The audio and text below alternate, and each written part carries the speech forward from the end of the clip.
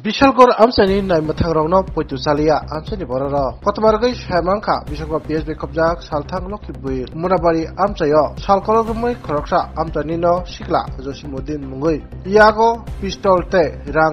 নিফান ফুনুগৈ sak sakno don manai kefek mani bania khaitango obobai belekin tekto nangjaka amsani bororo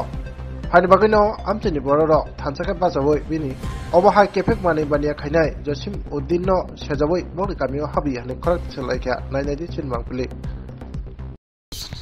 আসলে বিষয়টা হইছে গত 21 তারিখে আমাদের এলাকারই ছেলে জসিম উদ্দিন বাবার নাম তৈয়ব আলী সে দীর্ঘদিন যাবত নেশার সঙ্গে নেশা ব্যবসার সাথে যুক্ত আছে এবং বিভিন্নভাবে বিভিন্ন মানুষের জায়গা প্রতারিত করে সেটা দলিল পর্চা করে সেটা বিভিন্ন মানুষের বিভিন্ন সময় বিভ্রান্ত করে এগুলি আমাদের সবসময় আমাদের কাছে বিচার আয়ে আমরা তার লগে নিয়ে এই নিয়ে কথা কইলে সে দাও নিয়ে লাড়ি নিয়ে সবসময় একটা মানে ভয়ভীতি দেখায় মানুষের। তো সেদিন রাত্রেবেলা 21 তারিখ রাতের বেলা 9:30টার দিকে আমাদের এলাকার আক্তার হোসেন এলাকার মধ্যে গরমে ঘোরাঘুরি করতেছে রাস্তা, তখন দেখে তার বাড়ির সামনে সে ওপেন এই বাইরের 4-5 জন দুষ্কৃতিকারী এবং নেশার সাথে যুক্ত নেশা ব্যবসা করে একজন সরকারি চাকরি করে SDM অফিসে, হ্যাঁ, তো ওইখানে আয়েসিরা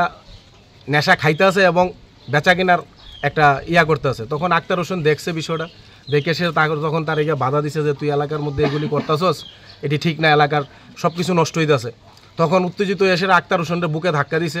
আক্তার হোসেন তখন নিরুপায় হয়ে এসেরা সে এই পাশে ছোটন মিয়া দাঁড়াই আসলো, ছোটন মিয়ারা ডাক দিছে, ডাক দেওয়ার পরে ছোটন মিয়া গিয়া যখন প্রতিবাদ করছে সে বাড়ির থেকে দাও নিয়ে এসে ছোটন মিয়ার হাতে কূপ মারছে। কূপ মারার পরে দিয়ে সে সঙ্গে সঙ্গে তখন চিল্লাপাল্লা আরম্ভ করছে। তখন সব রাতের 9টার সময় সব এলাকার মানুষ জড়ো হয়েছে, হয়েছিরা তার এই তাণ্ডব দেখে সে মানে সে এতই পাগল হয়েছে নেশার সে মানে কি কমো যে একটা তাণ্ডব চালাই দিছে। সে নিজের বাড়িঘড়ি ভাঙবো নাকি মানুষে মারবো, তখন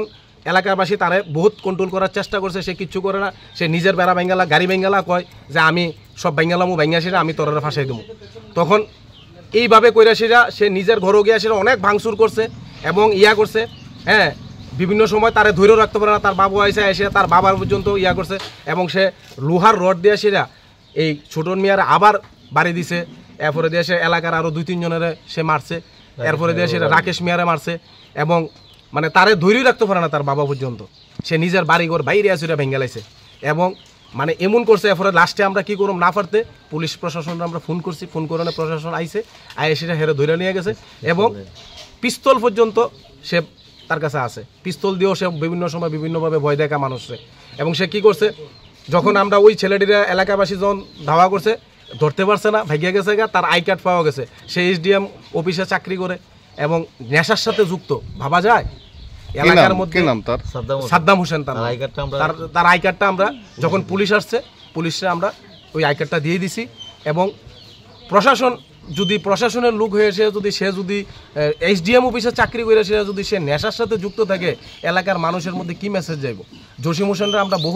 বহুত বুঝাইছি যে তুমি এরকম, সে বাইরে করতো, দেখা গেছে বাইরে করতে করতে এটা এলাকার মধ্যে নিয়ে এসে, তো এরকম যদি করে আগামী দিন আমরা এই সমাজের মানুষ ছোট ছোট ছেলেরা আছে নেশার দিকে এইভাবে যাইতেছে গা।